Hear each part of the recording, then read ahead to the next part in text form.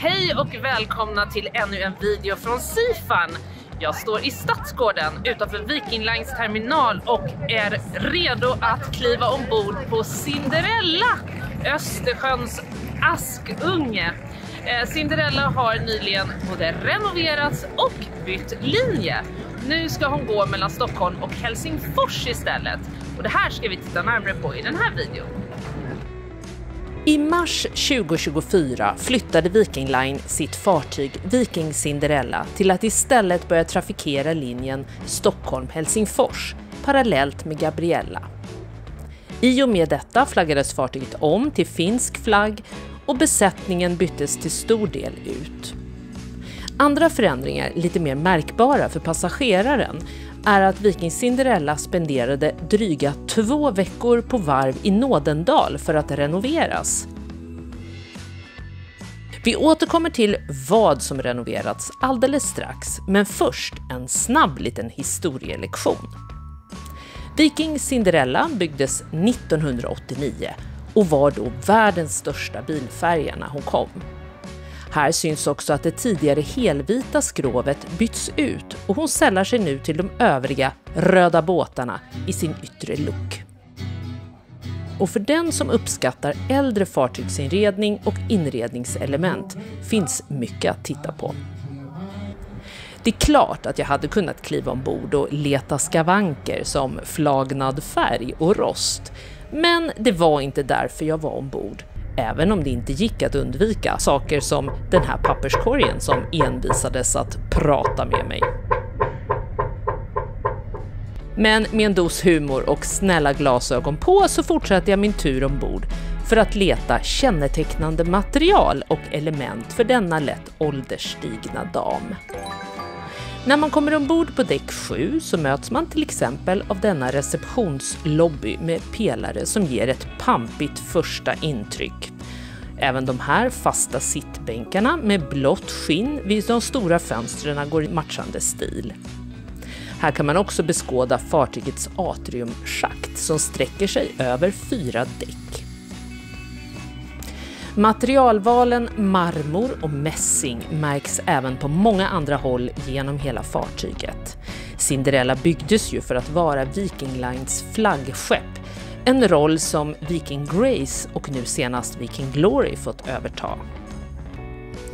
Men då Viking Cinderella ritades skulle hon upplevas som lyxig och då föll valet på just exklusiv marmor och glänsande mässing. Och det finns kvar än idag. Den som vill titta runt och njuta av denna fartygsnostalgi ska exempelvis inte missa restaurang Seaview Dining på däck 8. Lättare uppfräschningar har gjorts genom åren, men tack och lov har den imponerande Art Nouveau-stilen, eller Jugend som den också kallas, bevarats. Här ska man särskilt titta på dekorationerna över restaurangens stora fönster och det runda bordet med den pampiga ljuskronan i mitten som fungerar som display för såväl fina viner och champagne som avecker. Även i Melody Café finns det anledning att hålla huvudet högt eller i alla fall titta upp.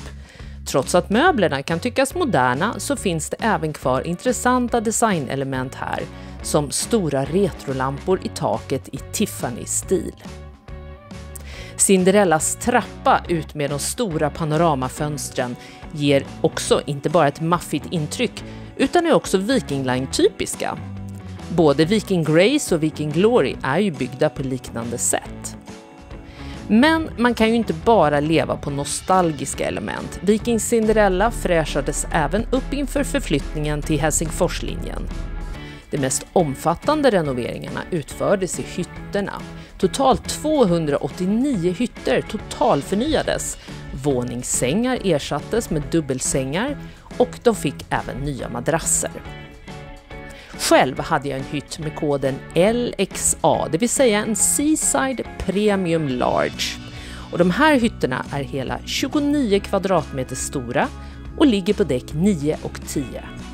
När man kommer in så finns det avhängning för ytterkläder, men det finns även en separat walk-in closet. Bäddsoffa, bord och skrivbordsyta finns också med telefon och kylskåp innehållande 2 flaskor vatten, 2 stycken piccoloflaskor mousserande vin, 2 stycken öl och 2 stycken läsk. Dubbelsängen på 160 cm är lite roligt snedställd och ger samma havsutsikt som förmodligen befälhavaren och olika styrmän har från bryggan. Det är riktigt maffigt.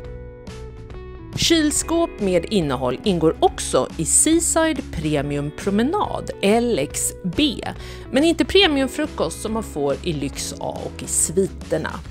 Och apropå premiumfrukosten så äter man den i Seaview Dining. Förutom en buffé med mycket att välja på så kan man välja en varm frukosträtt där mitt resesällskap valde en ägg benedict medan jag själv tog en avokadotoast på rostat levainbröd, tomat, bönor, olivolja och rucola. Kava eller alkoholfritt alternativ som var riktigt gott faktiskt ingår också och står framme att förse sig av på den här frukosten. Men framför allt är det lugnt och behagligt och vi hade turen att få ett av de trevliga fönsterborden. När vi ändå är inne på mat så vill jag kort tipsa om vilka restauranger som finns ombord på Viking Cinderella. Seaview Dining som jag redan nämnt är den finare à la carte-restaurangen till kvällen. Här kan man njuta av såväl skaldjur som menyer skapade av olika kända kockar under deras temaveckor. Ocean Grill alldeles bredvid har ett lite mer lättsamt koncept med mycket grillat förstås, som namnet antyder. Och förstås finns också en bufférestaurang ombord för den som vill ha mesta möjliga valmöjligheter med inkluderad dryck. Fräscht fiskutbud, trevligt upplagt och ökat vegetariskt utbud är den trend man ser här, samt fler förportionerade rätter. Bufféklassikerna hittade vi förstås också, liksom många söta alternativ att avsluta med. För den med mindre hunger då finns det ett lättare utbud i fartygets café och det finns också möjligheten att gå och ta lite tapasrätter på Bottega Prosecco Bar. Men nu går vi tillbaka till nyheterna och en som vi ännu inte nämnt är spa-avdelningen. Nu har nämligen även Viking Cinderella Spa integrerats med det övriga flottans koncept och blivit Archipelago Spa. Här förstärks det nordiska havs- och skärgårdstemat med en lugn inredningsstil och ljusa trätoner. Bastur och pooler finns kvar som förut och i en av de inre basturna då kan man skrubba sig med salt. Faktiskt så har samma företag som renoverat spa-avdelningen även haft ansvar för tax-free-avdelningens uppfräschning, vilket ni kan se här. Men oavsett om det är god mat, avkoppling med vänner, shopping eller nöje som lockar så lär Östersjöns Askunge flyta fram i många år till. Och just nu tar hon det alltså till Helsingfors. Kryssningarna innebär 2 nätter ombord och 1 dag i land, men det går också att resa reguljärt. Tack för att du har tittat på ännu en video från Seafun TV.